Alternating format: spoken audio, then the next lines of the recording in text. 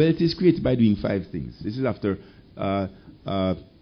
voracious studying, getting the recipe.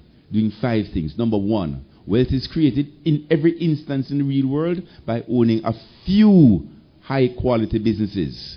Number 2, by making sure you really understand them. Number 3, by making sure they're in strong long-term growth industries. Number 4, by using other people's money. And number 5, simply holding them for the long run.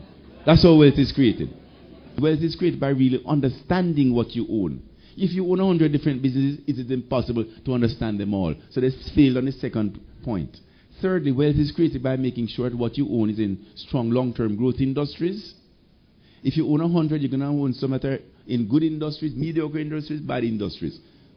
So why would anybody rationally go and invest in a bad industry? But that's what's done every day. Fail on the third count. Fourth count is wealth is created by using other people's money. If you're going to use other people's money, make sure you have a good CFO, someone who can use debt prudently, or it's going to kill you. If you own 100 different businesses, you can't be sure that you have 100 great CFOs like Yvonne Clark. Right? So therefore, if you don't understand the acumen of the CFO, you're speculating. And lastly, wealth is created by simply holding these few businesses for the long run. These mutual funds that are prominent in the world, most of them, all of them, they turn these businesses over every 14 months. I don't know one person in the world who buys and sells his or her businesses every 14 months. Not one.